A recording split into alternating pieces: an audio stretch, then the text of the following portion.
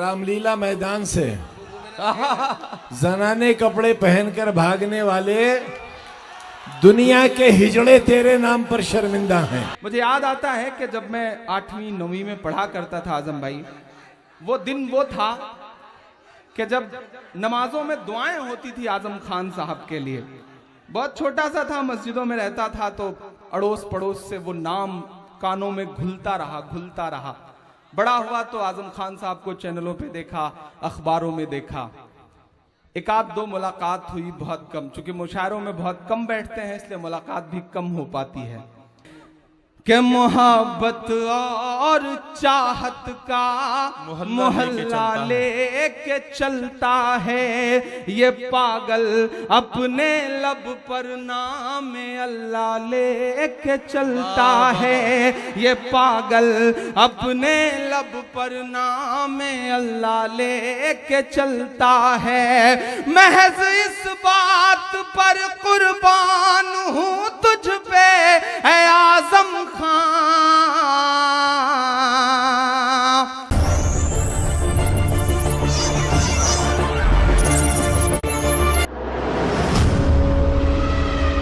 हमारे देश में एक बाबा हैं साहब, दुनिया की हर बीमारी का इलाज करने का दावा करते हैं वो, लेकिन आज तक अपनी फड़कती हुई आंख नहीं सही कर पाए साहब। मैं नाम नहीं लूंगा, नहीं आप जान जाएंगे कि मैं बाबा रामदेव जी की बात कर रहा हूं। पिछले दिनों उनका बयान आया कि कानून ने हाथ बांध रखे हैं वरना गर्दनें काट दी जाती। तभी उनके पीए ने उनसे कहा कि बाबा अगर गर्दनें काट दी जाएंगी तो जो अपना तेल और शैम्पू का बिजनेस है उसका क्या होगा। बाबा तुरंत चुप हो गए। मैं 4 मिसरे पढ़ता हूं, महज एक सवाल उछालता हूं उनकी तरफ।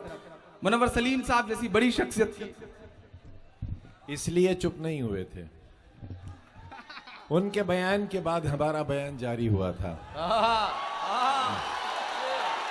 अरे वाह वाह वाह वाह।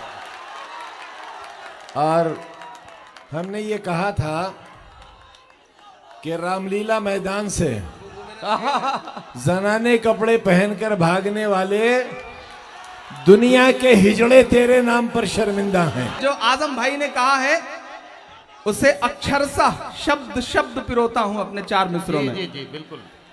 जो नफरत के सबब उठी थी वो ललकार किसकी थी। जो नफरत के सबब उठी थी वो ललकार किसकी थी। हमारे खून को प्यासी थी वो तलवार किसकी थी। हमारे खून को प्यासी थी वो तलवार किसकी थी। हमारी गर्दने मत काटिए बस ये बता दीजिए। कसम है कि खात को आपकी तालियों का शोर हरिद्वार तक जाए। मैं अगला मिसरा पढ़ता हूं। हमारी गर्दने मत काटिए बस ये बता दीजिए। जिसे तुम पहन कर भागे थे वो सलवार किसकी थी। जिसे पहन कर भागे थे वो सलवार किसकी थी। जो नफरत के सबब। इमरान ये 4 मिसरे फिर से पढ़िए एक बार। पढ़े जाएं, ये पढ़े जाएं तो बताइए, पढ़े जाएं। जो नफरत के सबब उठी थी वो ललकार किसकी थी। हमारे खून को प्यासी थी वो तलवार किसकी थी। हमारी गर्दने मत काटिए बस ये बता दीजिए। जिसे तुम पहन कर भागे थे वो सलवार किसकी थी। जिसे तुम पहन कर भागे थे वो सलवार किसकी थी। नहीं, ये चंद ठेकेदार नहीं तय करेंगे कि हम क्या बोलेंगे, क्या नहीं बोलेंगे, क्या खाएंगे, क्या पहनेंगे। हम उन्हें यह तय करने की इजाजत नहीं देंगे। ये कोई तय कर सकेगा तो जो हमारे रहबर हैं आजम साहब जैसे लोग, वो तय कर सकेंगे कि हमारी नस्लें क्या करेंगी, क्या बोलेंगी, क्या पहनेंगी। मैं 4 मिसरे पढ़ता हूं साहब कि तुम्हारे पहले बोला है, तुम्हारे बाद बोलेंगे। तुम्हारे पहले बोला है, तुम्हारे बाद मैं जानता हूं आपकी धड़कनें जो महसूस करती हैं, मैंने कोशिश करी है कि मैं उसे शब्द दे सकूं। मैं आपकी अदालत में हाजिर हूं। पढ़ता हूं 4 मिसरे कि तुम्हारे पहले बोला है, तुम्हारे बाद बोलेंगे। भगत अशफाक बन करके कभी आजाद बोलेंगे। भगत अशफाक बन करके कभी आजाद बोलेंगे। तुम्हें जय बोलना है मेरे भाई, शौक से बोलो, मगर हम जय नहीं बोलेंगे, जिंदाबाद बोलेंगे। मगर हम जय नहीं बोलेंगे। मुझे याद आता है कि जब मैं 8वीं 9वीं में पढ़ा करता था आजम भाई, वो दिन वो था कि जब नमाजों में दुआएं होती थी आजम खान साहब के लिए। बहुत छोटा सा था, मस्जिदों में रहता था, तो अड़ोस पड़ोस से वो नाम कानों में घुलता रहा। बड़ा हुआ तो आजम खान साहब को चैनलों पे देखा, अखबारों में देखा। एक आध दो मुलाकात हुई, बहुत कम, चूंकि मुशायरों में बहुत कम बैठते हैं इसलिए मुलाकात भी कम हो पाती है। जफर अमीन साहब से जितना उन्हें जाना समझा और थोड़ा जानने का मौका मिला, कासिम भाई से और भी बहुत सारे लोगों से। आज मेरी आंखों के सामने ये यूनिवर्सिटी के तमाम फोटोज हैं। जौहर यूनिवर्सिटी हमारी आंखों के सामने है, आजम साहब हमारी आंखों के सामने। मैं 4 मिसरे पढ़ता हूं। गोरखपुर वालों, अगर सच्चे हों तो आप ये महसूस करना कि इमरान जैसा एक शायर जो सिर्फ आपका दर्द गाता है, वो 4 मिसरे पढ़ने को मजबूर क्यों हुआ। मैं पढ़ता हूं, सच्चे हो तो दुआ देना। कि लुटा दें तेरी खातिर जान, फिर भी गम नहीं होगा।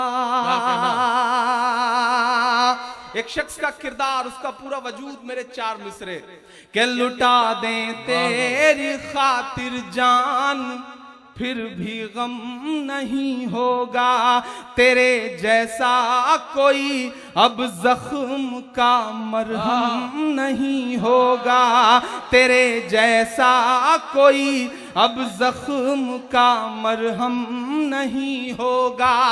मिला तुझसे तो एक शायर के दिल की धड़कने बोली। यहां से वहां तक एक एक हाथ हवा में उठा हुआ देखना चाहता हूं मैं। कि मिला तुझसे तो एक शायर के दिल की धड़कने बोली। कई सदियों तलक अब दूसरा आजम नहीं होगा। कई सदियों तलक अब दूसरा आजम नहीं होगा। कई सदियों तलक अब दूसरा आजम नहीं होगा। क्यों इमरान पढ़ रहा है ये मिसरे? क्यों इमरान जैसा शायर मजबूर हुआ ये कहने के लिए? मैं शुक्रिया अदा करता हूं। मैं तो बचपन से सुनता था कि अवार्ड जो है वो सिर्फ दरबारों के चक्कर लगाने से मिला करते हैं।